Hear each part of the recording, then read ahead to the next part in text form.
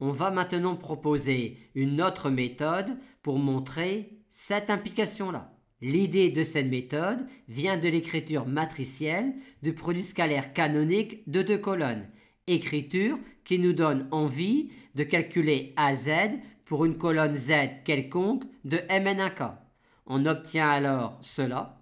On a alors, étant donné la liberté de la famille xk, qu'une colonne Z appartient à ker de A si et seulement si la colonne est orthogonale à toutes les colonnes YK.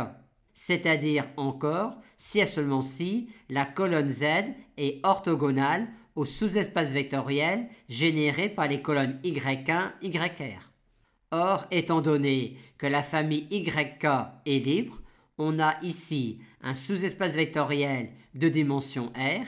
Par conséquent, son orthogonale dans Mn1k est de dimension n-r.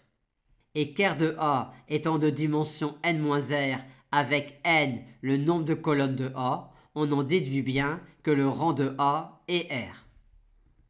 Voyons encore une autre méthode pour montrer cette implication-là. Pour une colonne X quelconque et une ligne transposée de Y quelconque, la matrice X transposée de Y a un peu trop de coefficients non nuls.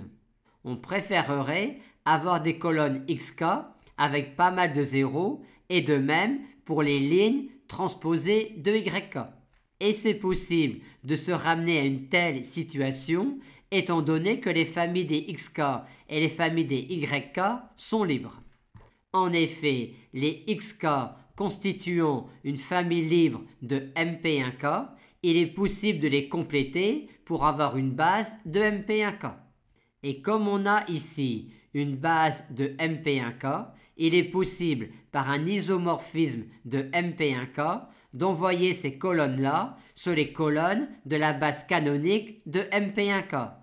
En d'autres termes, il est possible, à l'aide d'une matrice inversible P, d'envoyer les colonnes XK sur les colonnes de la base canonique de MP1K.